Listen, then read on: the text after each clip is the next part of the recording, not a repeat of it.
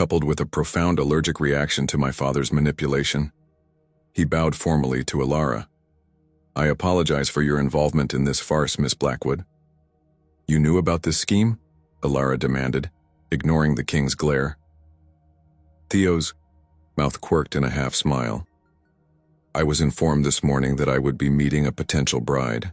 I was not informed she would be coerced. This is absurd, King Alaric interrupted.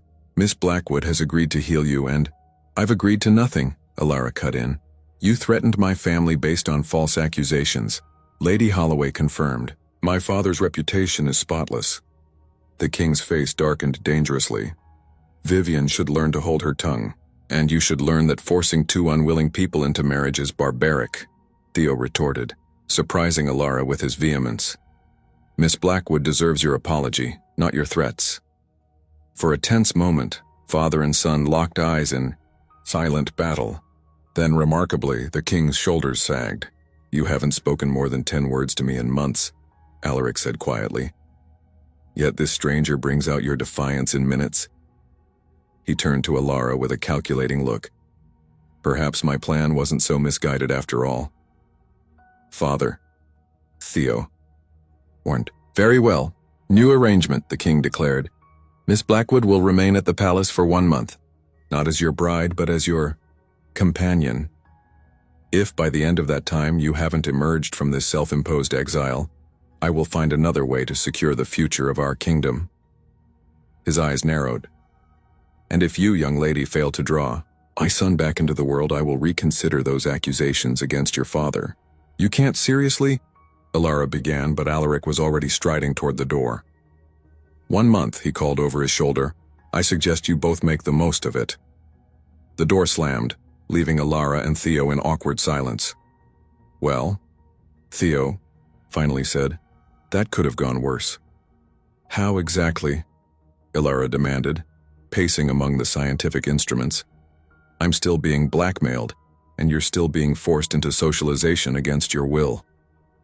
True, Theo conceded, watching her with unexpected amusement.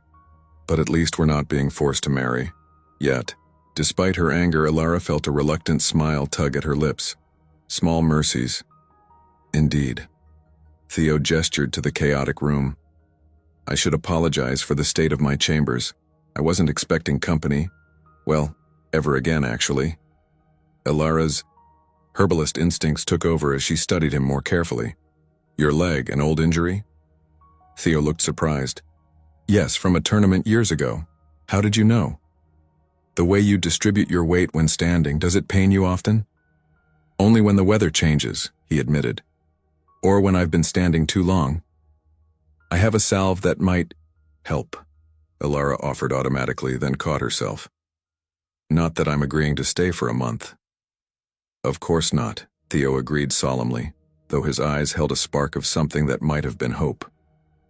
That would be absurd. Completely absurd, Alara echoed, suddenly aware that she was having her first normal conversation in the palace, and with the supposedly antisocial prince no less. Although, Theo added thoughtfully, if you were to stay, hypothetically speaking, I do have an extensive collection of rare botanical texts that might interest an herbalist of your reputation. Alara's professional curiosity piqued instantly. Rare texts? Including Matilda Greenwood's lost manuscript on alpine healing plants, Theo mentioned casually, his eyes twinkling as he recognized the flash of interest on her face. That's been missing for decades. Not missing, just in private royal collection. Theo shrugged with feigned nonchalance. But since you're not staying, Alara narrowed her eyes. You're manipulating me. I prefer strategic negotiation, Theo corrected with the first genuine smile she'd seen from him. It transformed his solemn face, creating crinkles around his eyes that spoke of a man who had once laughed easily. Against her better judgment, Alara found herself wondering what it would take to make him laugh again. 1 week, she offered. I'll stay 1 week, for the botanical texts and to help with your leg. After that, we renegotiate. 1 week, Theo agreed, extending his hand. As their fingers met in a handshake, neither could have predicted that. Within that week, palace gossip would report hearing something unprecedented echoing from the prince's towers. Laughter. Nor could they have imagined that by week's end, King Alaric would be secretly celebrating the success of his admittedly underhanded matchmaking, or that Alara would be concocting a plan of her own, one that would turn the tables on the king and possibly win her a prince's heart in the process.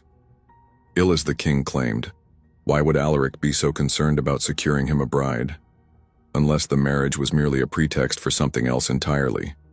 As the sun set over Willowbrook, casting long shadows across the village square still, littered with the aftermath of the failed fireworks display, Alara packed her medicine bag with trembling hands. Tomorrow, she would enter the lion's den, and somehow she would have to outsmart the lion. The royal palace of Avonlea loomed before Alara like something from a fairy tale, albeit one of those darker tales where children get eaten and heroines face impossible tasks. Golden spires reached toward the clouds, and pristine gardens stretched as far as the eye could see. It would have been breathtaking if Alara wasn't so busy plotting her escape. "Your quarters, Miss Blackwood," announced a stiff-lipped servant, showing her into a sumptuous chamber that was larger than her entire cottage. "His Majesty insists you make yourself comfortable before meeting the prince." "How thoughtful," Alara muttered once the servant had departed. "Fatten the sacrificial lamb before slaughter." She unpacked her medicinal herbs and equipment methodically, her mind racing through possible diagnoses for the prince's mysterious ailment. Consumption? Poison? A curse, perhaps? In Alara's experience, royals often suffered from dramatic maladies brought on by their equally dramatic lifestyles. A soft knock interrupted her thoughts. Opening the door, she found herself face to face with a slender woman whose elegant bearing instantly marked her as someone important. "Lady Vivian Holloway," the woman introduced herself with a graceful curtsy. "I'm Prince Theo's cousin and confidant. I've come to brief you before you meet him." "Brief me?" Alara repeated suspiciously. "What doesn't His Majesty want me to?" "No." Lady Vivian's perfectly composed face cracked slightly with a genuine smile. "Oh, I like you already. You're exactly what this mausoleum needs." She glanced over her shoulder and lowered her voice. "The king has embellished certain aspects of Theo's condition." "So he's not dying?" "Not physically, no, but his spirit—" Vivian hesitated. "The prince hasn't left his chambers in 3 years, not since the incident." "What incident?" "The public humiliation at his engagement ball. His fiancée, Princess Cordelia of the Western Isles, declared him too boring to marry in front of the entire court and ran off with a traveling musician." Vivian sighed. "Theo was devastated. He's retreated into his books and experiments, refusing to see anyone except me and his personal servants." Alara frowned.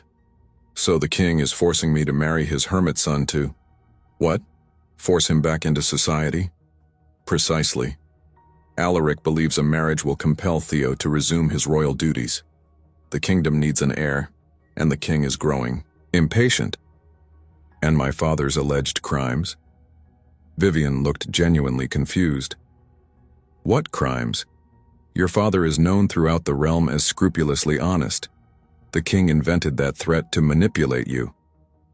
Alara's blood boiled. "That manipulative, arrogant, careful," Vivian warned. "Palace walls have ears, but listen, Theo is as much a victim in this as you are. He's brilliant, kind, but wounded. Perhaps you could help each other." Before Alara could respond, the chamber doors burst open. King Alaric strode in, resplendent in royal blue. "Ah, Lady Holloway, I see you're acquainting our guest with the palace customs. Excellent." His smile didn't reach his eyes. "It's time, Miss Blackwood. My son awaits." Ulusawas on Prince Theo's chambers were a labyrinth of books, strange contraptions, and star charts covering every wall. Alara stepped carefully around what appeared to be a model of the solar system, trying to locate the prince among the academic chaos. "He's usually here somewhere," the king muttered, irritation evident in his voice. "Theodoric, your future bride has arrived." "I'm hardly his future bride," Alara corrected sharply. "I'm here to treat his illness, which I'm beginning to suspect is entirely fabricated. A rustling sound came from behind an enormous telescope. "Actually," said a deep, resonant voice, "the illness is quite real, though not the kind my father describes." Prince Theodoric Remington emerged from the shadows, and Alara's carefully prepared speech died on her lips. She had expected a sickly, fragile man, perhaps prematurely aged by his reclusive lifestyle. Instead, the prince was tall and broad-shouldered, with intelligent amber eyes that assessed her with undisguised curiosity. His dark hair fell in unruly waves, and a neatly trimmed beard framed a strong jawline. He looked more like an adventurer from one of Penny's romance novels than a reclusive royal. "I suffer from an acute case of disillusionment with court life," Theo continued, approaching with a slight limp that Alara immediately noted. The explosion rocked the village square, sending panicked villagers scattering in all directions. Through the chaos and smoke, Alara Blackwood maintained her composure, meticulously counting inventory at her small apothecary shop while the annual Spring Festival fireworks display went spectacularly wrong outside her window. 3 jars of lavender extract, 15 packets of chamomile," she muttered, refusing to be distracted by the screams and the increasingly frantic knocking at her door. "Ilara, open up! The royal carriage nearly exploded." Her younger sister, Penny, burst through the door, her cheeks flushed with excitement, blue eyes wide with the thrill of unexpected drama in their otherwise mundane village of Willowbrook. "The king's carriage here? In Willowbrook?" Ilara raised a skeptical eyebrow, finally looking up from her ledger. "Don't be ridiculous, Penny. Why would King Alaric grace our humble village with his presence when he barely acknowledges we exist? On his tax scrolls." The answer came in the form of the shop door swinging open with such force that the collection of dried herbs hanging from the ceiling swayed precariously. There stood a tall, imposing figure dressed in royal regalia that seemed almost comically formal against the rustic backdrop of Alara's modest shop. "King Alaric Bartholomew Remington III," announced a nervous-looking herald who had squeezed in behind the monarch. "Ruler of Avonlea, conqueror of the Northern Realms, and protector of the—" Yes, they know who I am." The king waved his hand dismissively, his piercing gray eyes scanning the small shop with undisguised disdain. His gaze finally settled on Alara, who had not curtsied, bowed, or shown any of the customary signs of deference to royalty. Instead, she stood with her arms crossed, waiting. "You," he pointed a bejeweled finger at her, "are the herbalist, I presume, the one they call the miracle worker?" "I treat ailments with natural remedies," Alara replied coolly. "The miracle worker nonsense is village exaggeration. I'm just good at what I do." A flicker of something, perhaps amusement, perhaps annoyance, crossed the king's face. "My son, Prince Theo, is dying." The blunt statement hung in the air. Ilara blinked, her professional interest finally piqued. "The royal physicians have failed," King Alaric continued, an edge of desperation creeping into his authoritative tone. "His condition worsens by the day. Your unconventional methods are my last resort." Ilara hesitated, her mind already cataloging possible treatments. "I would need to examine him, learn his symptoms."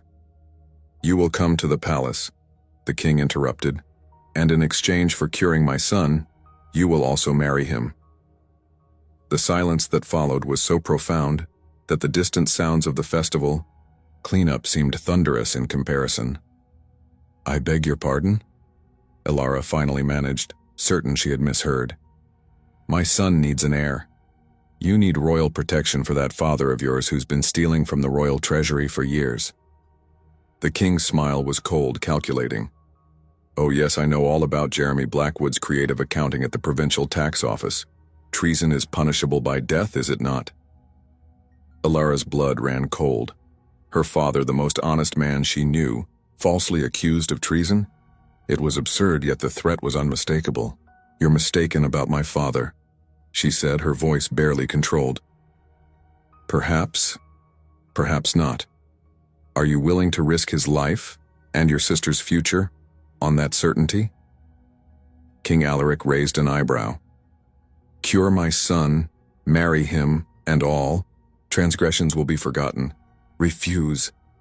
He let the implication hang in the air. From the corner of her eye, Elara saw Penny's face drain of color. Their father, widowed 10 years ago, had raised them alone, working tirelessly to provide, them with opportunities he never had. The thought of him in the royal dungeons was unbearable. "You have until tomorrow morning to decide," the king announced, turning toward the door. "Though I can't imagine why you'd refuse. Most women would be thrilled at the prospect of becoming a princess." He paused at the threshold. "My carriage will arrive at dawn. Be ready, either to come heal my son and prepare for a royal wedding, or to watch your family's downfall." After the king departed, Penny rushed to Elara's side.